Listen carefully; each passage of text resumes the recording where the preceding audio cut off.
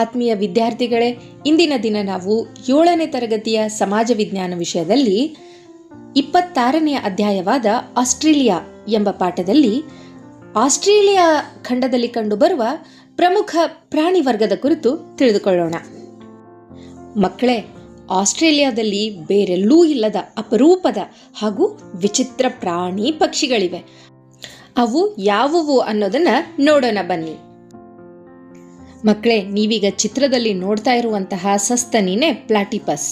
ಹೌದು ಮಕ್ಕಳೇ, ಇದು ಮೊಟ್ಟೆ ಇಡುತ್ತೆ ಹಾಗೂ ತನ್ನ ಮರಿಗಳಿಗೆ ಹಾಲು ಕೂಡ ಉಣಿಸುತ್ತೆ. ಈ ಜೀವಿ ಹೇಗಿದೆ ಅನ್ನೋದನ್ನ ನೀವು ವಿಡಿಯೋದಲ್ಲಿ ನೋಡ್ತಾ ಇದ್ದೀರಲ್ವಾ? ಎಸ್, ಇದುವೇ ಆಸ್ಟ್ರೇಲಿಯಾದಲ್ಲಿ ಕಂಡುಬರುವ ಪ್ಲಾಟಿಪಸ್.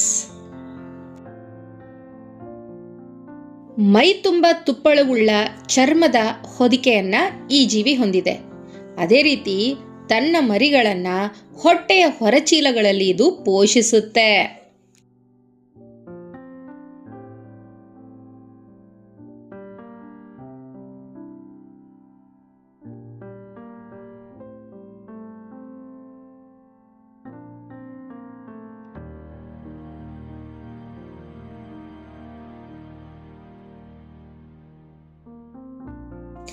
ಆಸ್ಟ್ರೇಲಿಯಾದಲ್ಲಿ ಕಂಡುಬರುವ ಪ್ರಮುಖವಾದ ಪಕ್ಷಿ ಅಂತ ಹೇಳಿದ್ರೆ ಅದುವೇ ಎಮು ಪಕ್ಷಿ.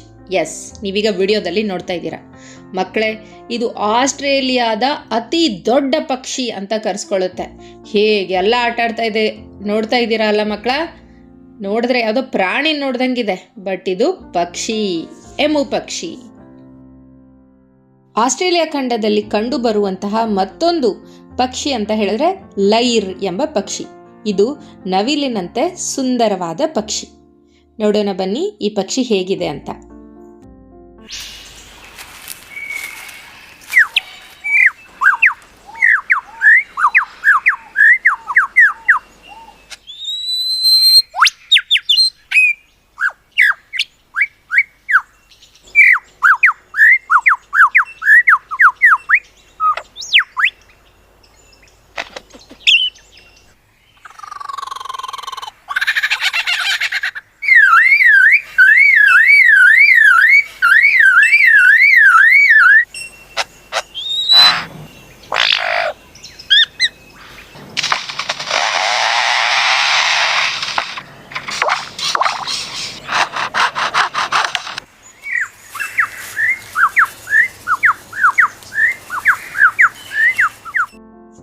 ಮತ್ತೊಂದು ಪ್ರಮುಖವಾದ ಪಕ್ಷಿ ಅಂತ ಹೇಳಿದ್ರೆ ಕೂಕಾಬುರ್ರ ಪಕ್ಷಿ. ಈ ಪಕ್ಷಿ ನಗುವಿನಂತೆ ಕೂಗುತ್ತೆ. ಹಾಗಿದ್ರೆ ಬನ್ನಿ ನೋಡೋಣ, ಕೇಳೋಣ ಈ ಪಕ್ಷಿ ಹೇಗಿದೆ, ಹೇಗೆ ಕೂಗುತ್ತೆ ಅಂತ.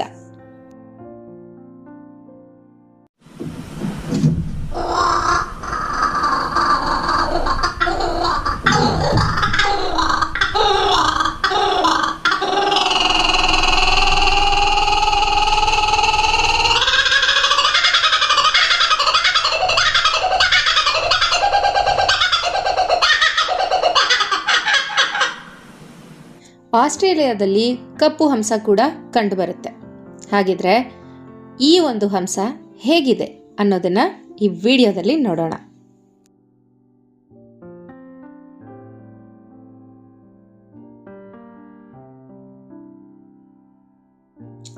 ಆಸ್ಟ್ರೇಲಿಯಾದ ರಾಷ್ಟ್ರೀಯ ಪ್ರಾಣಿ ಅಂತ ಕರೆಸ್ಕೊಳ್ಳೋದೆ ಕಾಂಗರು. ಹಾಗಿದ್ರೆ ತನ್ನ 2 ಕಾಲುಗಳ ಮೇಲೆ ಜಿಗಿತಾ ಹೋಗುವಂಥ ಈ ಪ್ರಾಣಿಯನ್ನು ನೋಡೋದೇ ಒಂದು ಸಂತೋಷ ಅಲ್ವಾ? ಬನ್ನಿ ಮಕ್ಕಳ, ನೋಡ್ಕೊಂಡು ಬರೋಣ ಈ ಪ್ರಾಣಿ ಹೇಗಿದೆ ಅಂತ.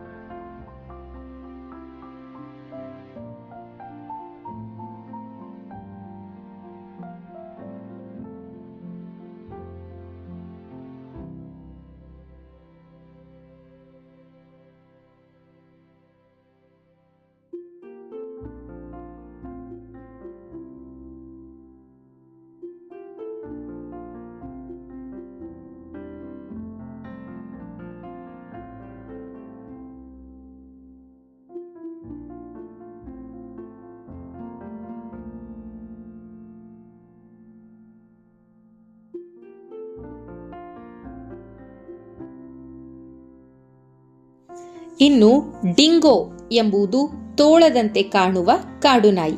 ಎಸ್, ನೀವು ನೋಡ್ತಾ ಇರೋದು ಕಾಡು ನಾಯಿ. ಇದು ನೋಡೋದಕ್ಕೆ ತೋಳದ ಥರ ಕಾಣುತ್ತೆ. ಅಷ್ಟೇ ಅಲ್ಲ, ಚಿತ್ರದಲ್ಲಿ ನೋಡ್ತಾ ಇರುವಂಥ ವಲ್ಲಬಿ, ನೊಣ ತಿನ್ನುವಂತಹ ಎಕಿಡ್ನ, ಮರ ಹತ್ತುವ ಸಣ್ಣ ಆಕಾರವುಳ್ಳ ಕರಡಿ ಕೋಲ ಇತ್ಯಾದಿ ಆಸ್ಟ್ರೇಲಿಯಾದಲ್ಲಿ ಕಂಡುಬರುವ ಪ್ರಮುಖ ಪ್ರಾಣಿಗಳಾಗಿವೆ. ಅಷ್ಟೇ ಅಲ್ಲ, ಸರೀಸೃಪಗಳು ಮತ್ತು ವಿಷಪೂರಿತ ಹಾವುಗಳು ಸಹಿತ ಇಲ್ಲಿ ಸರ್ವೇ ಸಾಮಾನ್ಯ. ಹಾಗಿದ್ರೆ ಮಕ್ಕಳೇ, ಇಂದಿನ ದಿನದ ಪಾಠದಲ್ಲಿ ಆಸ್ಟ್ರೇಲಿಯಾದಲ್ಲಿ ಕಂಡುಬರುವ ಪ್ರಮುಖ ಪ್ರಾಣಿ ವರ್ಗದ ಬಗ್ಗೆ ತಿಳ್ಕೊಂಡ್ರಿ ಅಲ್ವಾ ಮಕ್ಕಳೇ? ಇನ್ನು ಮುಂದಿನ ಬಾರಿ ಮುಂದಿನ ವಿಡಿಯೋದೊಂದಿಗೆ ಬರೋಣ. ಧನ್ಯವಾದಗಳು.